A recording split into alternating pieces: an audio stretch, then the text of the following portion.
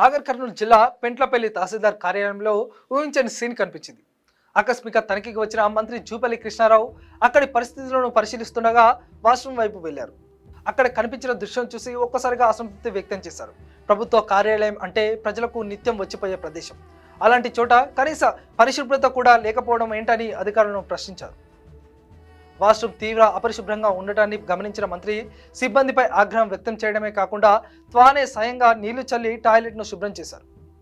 దీంతో అక్కడున్న అధికారులు సిబ్బంది ఒక్కసారిగా అవాక్కై సాధారణంగా తనిఖీకి వచ్చిన మంత్రులు సమస్యలను గుర్తించి అధికారులకు ఆదేశాలు ఇవ్వడం చూస్తుంటాం. కానీ ఇక్కడ మంత్రి స్వయంగా శుభ్రం చేయడంతో ఈ ఘటన స్థానికంగా చర్చనీయాంశంగా మారింది. మంత్రి జూపల్లి అధికారులకు ఇచ్చిన సందేశం మాత్రం చాలా స్పష్టంగా ఉంది. ప్రజలకు సేవలు అందించే ప్రభుత్వ కార్యాలయంలో పరిశుభ్రతకు అత్యంత ప్రాధాన్యత ఇవ్వాలని ఆయన సూచించారు. కార్యాలయానికి వచ్చే ప్రజలకు కనీస సౌకర్యాలు అందుబాటులో ఉండాలి, పరిసరాలు పరిశుభ్రంగా ఉండాలి, సిబ్బంది కూడా బాధ్యతగా వ్యవహరించాలని ఈ విషయాన్ని ఈ ఘటన ద్వారా చెప్పకనే చెప్పారు. ప్రభుత్వ కార్యాలయం ఇలా అపరిశుభ్రంగా ఉంటే ఎలా అంటూ అధికారులను మంత్రి ప్రశ్నించారు. ప్రజలు తమ సమస్యలను చెప్పుకోవడానికి తహసీల్దార్ కార్యాలయానికి వస్తుంటారు. వివిధ దూరప్రాంతాలు, రెవెన్యూ సేవలు, ఇతర ప్రభుత్వ పనుల కోసం రోజు పెద్ద సంఖ్యలో ప్రజలు కార్యాలయానికి ఆశ్రయిస్తారు. అలాంటి చోటే వాష్రూమ్ నిర్వహణ సరిగ్గా లేకపోతే ప్రజలకు ఇబ్బంది తప్పదు. అందుకే కేవలం ఫైళ్లు, రికార్డులు, కార్యాలయ పనులపై కాకుండా కార్యాలయ పరిశుభ్రత పైన కూడా అధికారులు దృష్టి పెట్టాలని మంత్రి సూచించారు.